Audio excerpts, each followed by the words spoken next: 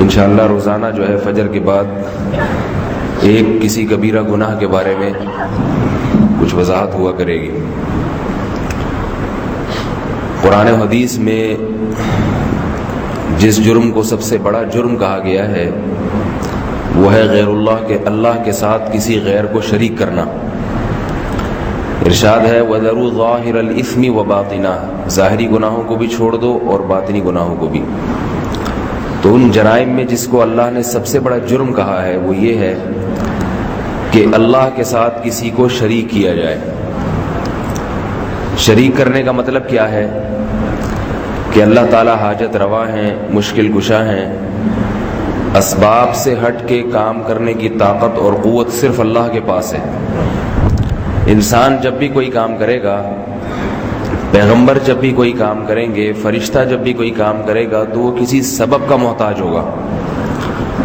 ہم پیاس بجھانے کے لیے پانی کے محتاج ہیں، کسی چیز کو جلانے کے لیے آگ کے محتاج ہیں، روشنی کے لیے بجلی کے یا اور کوئی چیز کی کسی اور چیز کے محتاج ہیں،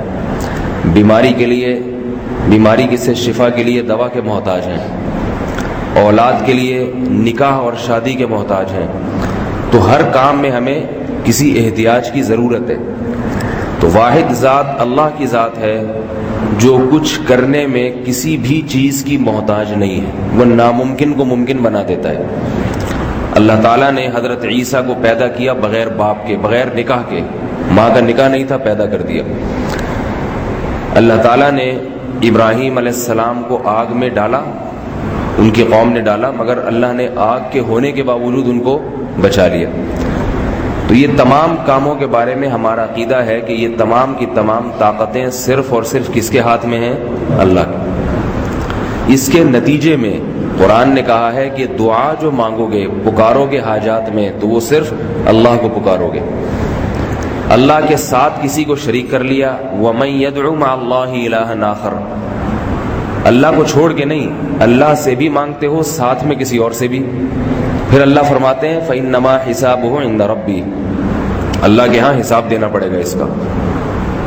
تو آج کے دور کے جو مشرکین ہیں وہ یہ کہتے ہیں کہ اللہ نے اپنے محبوب بندوں کو کچھ اختیارات دے رکھے ہیں خوش ہو کے، کسی کو بگڑی بنانے کا اختیار دے دیا ہے، کسی کو اولاد کا اختیار دے دیا ہے۔ تو جب اللہ نے خود ہی اختیار دے دیا تو ان بزرگوں سے یا ان نبیوں سے مانگنا بھی جائز ہو گیا۔ قرآن میں اسی شرک کی جگہ جگہ نفی ہے کہ ہم نے اپنے اختیارات کسی کو تقسیم نہیں کیے، اسی شرک کی۔ اللہ جیسا دوسرا اللہ، اس کا پوری دنیا میں کوئی بھی قائل نہیں رہا ہے۔ سب یہ کہتے تھے اللہ ایک ہے، عیسائی بھی یہ کہتے ہیں کہ اللہ ایک ہے، ہندو بھی بھگوان کو ایک مانتے ہیں۔ بعض ساری گڑبڑ یہاں آ کے شروع ہوتی ہے۔ اسلام میں اور نان مسلم میں فرق یہ ہے کہ وہ اسلام یہ کہتا ہے کہ جب اللہ کو ایک مانا ہے تو حاجات اور مشکل کشا صرف اسی کو مانو، اس نے اپنے اختیارات کسی کو تقسیم نہیں کیے، کیونکہ اختیارات وہاں تقسیم کیے جاتے ہیں جہاں خود سارے نظام پہ کنٹرول کرنا ممکن نہیں ہوتا۔ وزیر ہے، اختیارات تقسیم کرتا ہے، کچھ علاقے کے کونسلر کو، کچھ ناظم کے پاس چلے جاتے ہیں۔ پانی کا مسئلہ جو ہے واٹر پمپ والوں کو دے دیا، بجلی کے مسائل الجھانے کے لیے KESC کا دفتر بنا دیا۔ تو خود سارے مسائل حل کرنا حکومت کے بس کی بات نہیں ہوتی، جبکہ اللہ ہر وقت ہر ایک کی سنتا ہے، سارے مسائل حل کرتا ہے۔ تو اس لیے قرآن مجید میں شرک کو سب سے بڑا ظلم کہا ہے، اور مشرک شرک پر موت واقع ہو جائے تو جہنم کی آگ کی وعیدیں سنائی گئی ہیں۔ کچھ بھی ہو جائے اس کی مغفرت نہیں ہو سکتی اگر اسی پر موت واقع ہو گئی۔ وجہ اس کی یہ ہے کہ شرک کی برائی یہ عقل سے سمجھ میں آتی ہے، انسان کی عقل سے۔ عقل یہ کہتی ہے کہ جو ہمارے جیسے عاجز ہیں ہم ان کے سامنے سر نہیں جھکائیں۔ عیسیٰ علیہ السلام کھاتے بھی تھے، عیسائی بھی مانتے ہیں، وہ بھی روٹی کے محتاج تھے، وہ بھی پیاس کے لیے پانی کے محتاج تھے۔ تو سوال پیدا ہوتا ہے وہ پھر تمہاری بگڑی کیسے بنا سکتے ہیں جو خود روٹی کا محتاج ہو؟ خود کانا یا اکلان طعام، قرآن کہتا ہے وہ تو کھانا کھایا کرتے تھے۔ تو اسی طرح مزاروں پہ جا کے مانگنا، یہ ساری کی ساری چیزیں کفر ہے، شرک ہے، انسان کو مرتد بنا دیتی ہے۔ یا رسول اللہ مدد کے نعرے لگانا یا غوث اعظم مدد کے نعرے لگانا، اس سے ایمان کی بنیادیں ہل جاتی ہیں۔ اور اللہ نے فرمایا لا يدخلون الجنت حتى يلج الجمل في سم الخياط، جیسے اونٹ کا سوئی کے ناکے میں سے گزرنا ممکن نہیں ہے، ایسے ہی مشرک کا جنت میں جانا ممکن نہیں۔ یہ مثال دی جاتی ہے نا، اونٹ اور سوئی کا ناکہ ایک دوسرے کے بالکل متضاد ہے.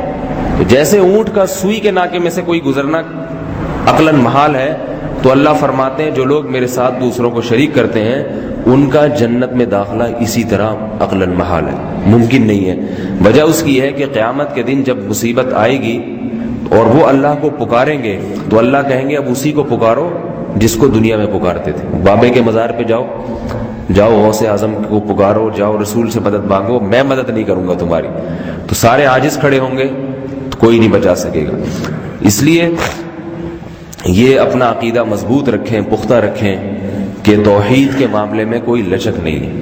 البتہ بعض لوگ بعض توحید پرستوں کو بھی کافر مشرک کہہ دیتے ہیں کچھ غلط فہمیوں کی وجہ سے. وہ یہ ہوتا ہے کہ اللہ تعالیٰ بعض مرتبہ اپنے بندوں سے کچھ کام لے لیتے ہیں جس میں بندے کا اختیار نہیں ہوتا. کام چونکہ بندے سے لیا ہوتا ہے اس لیے بعض دفعہ اس کام کی نسبت بندے کی طرف کر دی جاتی ہے مجازن. جیسے ہمارے بہت سے علماء جو اکابر جو قریب میں گزرے ہیں ان کی کچھ کرامات ہیں، جن میں علماء دیوبند کی بہت ساری کرامات ہیں. تو وہ کرامات کتابوں سے نقل کر کر کے بتاتے ہیں دیکھو فلاں بزرگ نے تو کشتی پار لگاتی تھی، فلاں بزرگ نے تو یہ کر دیا تھا، تو یہ بھی کافر ہو گئے، یہ بھی مرتد ہو گئے، دیوبندی بھی ایسے ہو گئے. اس طرح کے میسج چلتے رہتے ہیں. تو یاد رکھیں اللہ بعض دفعہ خوش ہو کے کسی کے ہاتھ سے کوئی کام جاری کر لیتا ہے، اس میں اس بزرگ کا دخل نہیں ہوتا، اللہ کے ارادے سے ہوتا ہے. جیسے موسیٰ علیہ السلام جب لاٹھی پھینکتے تھے تو لاٹھی کو سانپ بناتے تھے نا موسیٰ علیہ السلام، تو اصل میں ہاتھ موسیٰ علیہ السلام کا استعمال ہو رہا ہے مگر موسیٰ علیہ السلام کے ارادے کا اس میں دخل نہیں تھا. یہ بنانے والا کون تھا؟ اللہ تعالیٰ تھے. اب اگر ہم یوں کہتے ہیں کہ حضرت موسیٰ لاٹھی کو سانپ بناتے تھے تو یہ مجازن کہہ رہے ہیں، مجازن یعنی اس لیے نسبت کر رہے ہیں کہ ہاتھ موسیٰ علیہ السلام. اکثر و بیشتر آپ نے علماء سے سنا ہوگا کہ ہم یہ کہتے ہیں، علماء یہ کہتے ہیں کہ اللہ کے نبی نے چاند کے 2 ٹکڑے کیے. صحابی نے ایک نبی کی شان میں قصیدہ پڑھا ہے اور اس میں الفاظ ہیں شق القمر باشارتہ سعد الشجر نطق الحجر شق القمر باشارتہ، کہ درخت چل پڑا اور پتھر جو ہے بول اٹھا نبی کو دیکھ کر، اور نبی نے چاند کے 2 ٹکڑے کر شق القمر باشارتہ، چاند کے 2 ٹکڑے کر دیے اپنے اشارے سے. اب کیا کہیں گے، کیا چاند کے 2 ٹکڑے کرنا یہاں بیٹھ کے کسی کے بس کی بات نہیں ہے. لیکن صحابی کیا کہہ رہے ہیں، نبی نے چاند کے 2 ٹکڑے کر دیے. تو اصل میں صحابی کا یہ عقیدہ ہے کہ چونکہ ہاتھ نبی کا استعمال ہوا ہے اس لیے نبی کی طرف نسبت کر دیے، ورنہ حقیقت میں چاند کے 2 ٹکڑے کس نے کیے تھے؟ اللہ نے کیے تھے. نبی کا ارادے کا اس میں دخل نہیں ہے. اگر ہر وقت نبی کو یہ اختیار ہوتا کہ یہاں سے بیٹھ کے چاند کے 2 ٹکڑے کریں تو آپ اس کائنات میں کیا کچھ تصرفات کر لیتے. کیونکہ جو یہاں سے بیٹھ کے چاند کے ٹکڑے کر سکتا ہے وہ تو پھر اپنے دشمن کے تو ٹکڑے کر سکتا ہے. اس کو تو دشمن سے پھر تلوار اٹھا کے لڑنے کی ضرورت ہے ہی نہیں، پیٹ پہ پتھر باندھنا اور حفاظت کے لیے مورچے بنانے کی ضرورت نہیں ہے. سارے کام نبی نے کیے ہیں، مورچے بنائے ہیں غزوہ خندق میں، تیاریاں کی ہیں لڑائی کے لیے، زخم پہنچے ان کا علاج کیا ہے. کہیں یہ نہیں کہا کہ میں سب کچھ کر سکتا ہوں. تو معجزہ جیسے اللہ کرتا ہے، ہاتھ پیغمبر کا استعمال ہوتا ہے، اسی طرح کرامت بھی اللہ کی طرف سے ہوتی ہے، ہاتھ ولی اللہ کا استعمال ہوتا ہے. اور یہ بھی قرآن حدیث سے ثابت ہے کرامت کا. پچھلی امتوں میں کئی واقعات ایسے ہیں، قرآن نے بھی بیان کیے، حدیث میں بھی ہیں، کہ وہ نبی نہیں تھے مگر اندھے کے چہرے پہ ہاتھ رکھتے تو بینائی لوٹ آتی. صحیح بخاری میں ہے. حضرت مریم کی کرامات ہیں، حالانکہ حضرت مریم نبی نہیں تھی. خود حضرت مریم کی یہ کرامت ہے کہ شوہر کے بغیر بیٹے کو جن لینا. یہ اسباب کی دنیا میں ممکن نہیں ہے کہ ایک عورت نکاح نہ کرے اور بچہ پیدا کر دے وہ، لیکن اللہ نے حضرت مریم کی یہ کرامت کو ظاہر کیا. تو یہ بھی اللہ کی طرف سے کام ہوا ہے جس میں حضرت مریم کے ارادے کا دخل نہیں ہے. حضرت مریم بے موسم کے پھل کھایا کرتی تھی. اسباب کی دنیا میں دسمبر میں کوئی کھا سکتا ہے آم کی پیٹیاں کسی کے اگر دسمبر میں دیکھیں تو آپ کہیں گے کوئی اس کے پاس جادوئی چھڑی ہے کہ دسمبر کے مہینے میں پتہ نہیں کہاں سے آم لے کر آ رہا ہے، اور جو ہے وہ انگور جناب وہ جنوری میں کھا رہا ہے. تو ظاہر ہے وہ یہ حضرت مریم کھاتی تھی. تو کسی نے حضرت زکریا نے پوچھا یہ کیا؟ فرمائی اللہ کی رحمت ہے میرے ساتھ. تو یہ ماوراء العقول واقعات یہ بزرگوں کے ہاتھ پہ جاری ہو جاتے ہیں. سلیمان علیہ السلام نے کہا کہ یہ کون ہے جو ملکہ سبا کا تخت اٹھا کے لائے گا؟ ایک جن نے کہا کہ میں اٹھا کے لے آؤں گا، حالانکہ کئی سینکڑوں کلومیٹر پر تھی. تو جن کہہ رہا تھا کہ میں اٹھا کے لاؤں گا، اتنے میں ایک بزرگ نے کہا جن کو اللہ نے زبور کا علم دیا تھا، انہوں نے کہا کہ آپ کی پلک جھپکنے سے پہلے میں اٹھا کے لے آؤں گا. تو ابھی کہا اور اتنا بڑا تخت اٹھا کے لے آئے وہ. تو اس سے یہ پتہ چلا تو کہ وہ اٹھا کے جو لائے ہیں تو ظاہر ہے انسان کے بس میں نہیں ہے وہاں سے وہاں اٹھا کے اتنی بڑی چیز لے آنا. اگر ایسا ان کو یہ اختیارات ہوتے تو پتہ نہیں کیا پھر سلیمان علیہ السلام کی حکومت کی ضرورت ہی نہیں تھی، وہ خود ہی ساری دنیا میں اسلامی نظام نافذ کر دیتے، ادھر کا ادھر کر دیا، صدر کو ادھر بٹھایا، وزیر اعظم کو دائیں طرف کیا، اپوزیشن کو یوں کر دیا، بحر عرب کی طرف تھوڑا سا کھسکا کے وہ خود ہی مرمرا کے ختم ہو جاتی ہے اپوزیشن ساری. تو ایک کرامت ظاہر کر دی. اب یہ نہیں کہ ان کو اختیارات ہیں جس کو چاہیں جب چاہیں اٹھا کے لے آئیں، اللہ نے ان کے ہاتھ پہ ایک کرامت ظاہر کر دی اور نسبت انہی بزرگ کی طرف کر دی مجازن، ورنہ اس کا دخل نہیں ہوتا.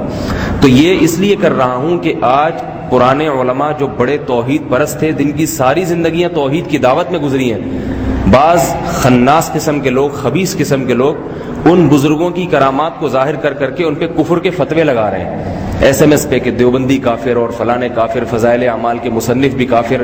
ایسے میسج آئے ہیں کہ شیخ الحدیث مولانا زکریا رحمۃ اللہ علیہ جو تبلیغی جماعت میں فضائل اعمال کے مصنف ہیں، معاذ اللہ ان تک کو کافر مرتد لکھا ہے. ابھی بھی میرے پاس ایس ایم ایس پڑا ہوا ہے، حالانکہ وہ انتہائی توحید پرست تھے. کیوں؟ کچھ کرامات ایسی لکھ دی کہ ان کرامات کی وجہ سے ان کو مرتد بنا دی. تو یہ جاہل لوگ ہیں جن کو نہ توحید کی ڈیفینیشن معلوم ہے نہ شرک کی ڈیفینیشن معلوم ہے. تو غلو ہے دونوں طرف. بعض اللہ کے ساتھ شریک کرتے ہیں اور غیر اللہ کو پکارتے ہیں، وہ بھی کافر ہیں. اور بعض ایسے ہیں کہ ان کو کرامت، معجزے اور شرک میں فرق معلوم نہیں ہے، لہذا وہ ہر ایک کو کافر اور مرتد بناتے چلے جاتے ہیں. تو یہ بھی غلط ہے. رسول اللہ صلی اللہ علیہ وسلم نے فرمایا جس نے کسی مسلمان کو کافر کہا تو اگر وہ مسلمان کافر نہیں ہوا تو یہ کفر کا جملہ اسی کی طرف واپس لوٹ کے آ جائے گا. یہ معمولی ہلکا جملہ نہیں ہے، یہ ایسا فائر ہے کہ اگر آپ نے مارا دوسرے کو تو اگر وہ مستحق نہیں ہے تو یہ گولی اللہ واپس اسی کے سینے میں گھسیڑ دیں گے، اس کو پھر ایمان کی توفیق اس سے چھین لی جاتی. تو اس لیے بھائی یہ شرک جو ہے، جو اصل جو بات میں عرض کر رہا تھا، اس سے بچا کے رکھیں. یہ اللہ تعالیٰ کو بہت ہی ناپسند. کسی سے کوئی کرامت ہو گئی تو بس ہو گئی، اللہ نے اس کے ہاتھ پہ ظاہر کر دی اگر وہ بزرگ ہے. اب یہ نہیں کہ اس سے منتیں مانی جائیں، اس سے مرادیں مانی جائیں. نبی نے چاند کے 2 ٹکڑے بھی کر دیے، نبی کے سامنے درخت بھی بول اٹھا، مگر صحابہ ساری زندگی نبی کو نہیں پکارے حاجات. نبی نے بھی اللہ کو پکارا، صحابہ نے بھی. اور نبی نے صاف طور پہ کہہ دیا کہ اگر مجھے غیب کا علم ہوتا اور میں یہ سب چیزوں کا مالک ہوتا تو مجھے کبھی کوئی مصیبت نہیں پہنچتی. مجھے خود مصیبتیں پہنچ جاتی ہیں، لڑائی کے میدان میں شکست بھی ہو جاتی ہے، میرے ساتھی بھی شہید ہو جاتے ہیں، بیماری بھی آ جاتی ہے، مالی نقصان بھی، جانی بھی. یہ سب اس کی علامت ہے کہ میں بھی عاجز ہوں، محتاج ہوں، اور مجھے آئندہ آنے والے کل کا علم نہیں ہے. اللہ تعالیٰ اس شرک کے بدبودار گناہ سے ہم سب کو سچی توبہ کی توفیق عطا فرمائے. سبحانک اللہم و بحمدک.